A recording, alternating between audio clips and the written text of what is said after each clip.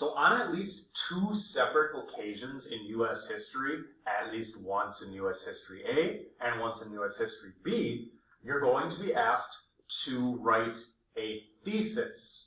Sometimes we might call it a claim, but often a thesis. So this is going to kind of cover how to write or compose a thesis using the process known as the complex split.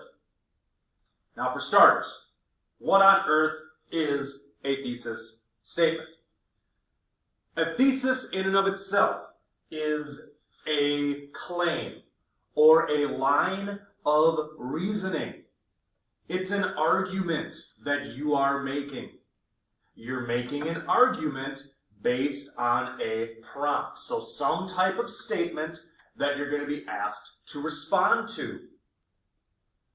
This statement, this thesis, this claim that you're going to write will take a specific point of view while simultaneously acknowledging an additional point of view. You can see the other side of things. That's one of the goals in composing a thesis. Our method that we are going to learn is called the complex split thesis. Now, if you use the complex split successfully, it increases the odds that your sentence, your statement, your claim will be a claim. It'll be an actual argument. And your argument definitely takes a clear direction. You are clearly telling the reader, this is one point of view, but this is the point of view that I am taking, without using any pronouns. And a complex split thesis and a thesis in general is more than just a list. So as we briefly dive into the specifics of how to do this, your complex split thesis will be one sentence. That's it.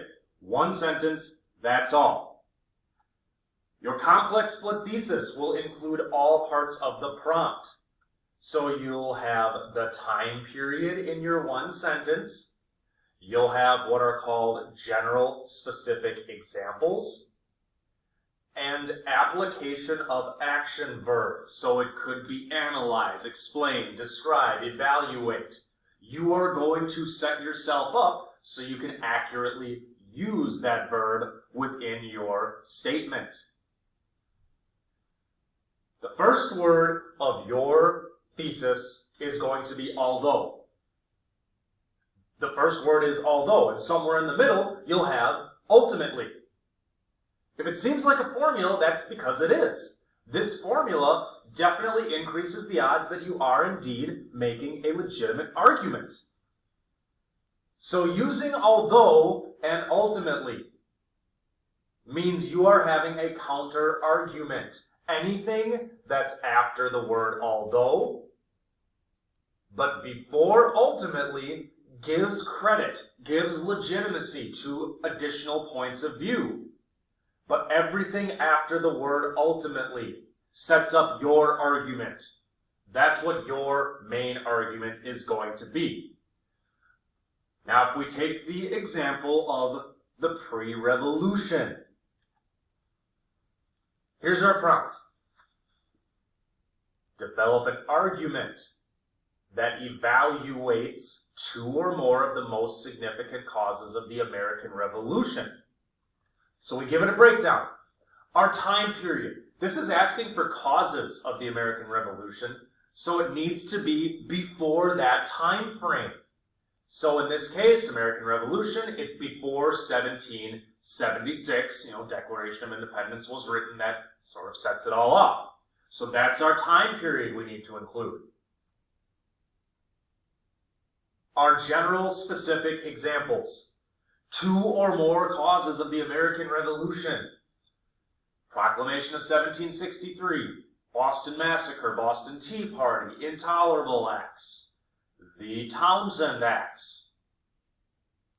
Maybe you're going the route of Lexington, Concord, whatever the case may be. Those are considered general specifics where you include them, but you leave room within the rest of your paper because your thesis sets up your argument that you're going to make in your paper or your DBQ. This sets up the direction you're going to take it. The Action verb is evaluate. Evaluate. So there's going to be depth. There's going to be depth involved. So you know the big three. Time period, pre-revolution. 2 or more causes for general specifics, and evaluate. So how do you approach it?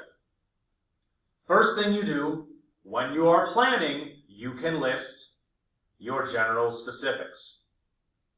You have to figure out what you personally believe are the top 3 causes, in this case of the American Revolution, and list them in order. 1 is most important. 2 is second, 3 is, etc., right on down the line. Then you simply plug them into the formula to create your 1-sentence complex split thesis. Remember, although and ultimately are the 2 main words. Although, this is where you would have your 3rd most important cause.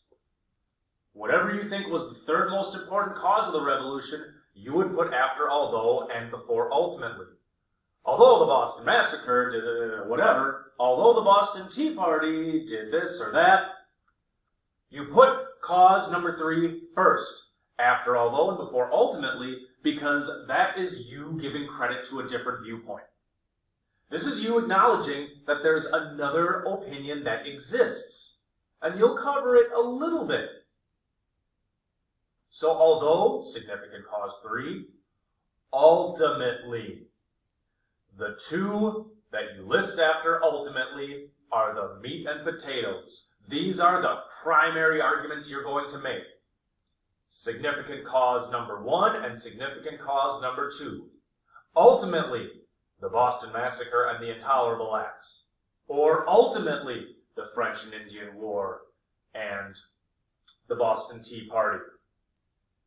And there's, as you finish it out, there's a few ways you can do it. Where the most important factors, most significant causes, contributed the most to the American Revolution. That wording is up to you.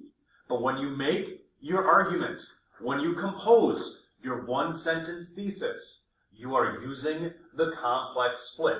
It begins with although, and then a comma, and then ultimately, you include the time period.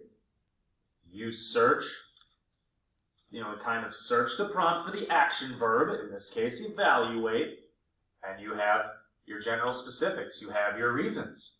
You plug them in, and you will indeed have successfully created a complex split thesis statement.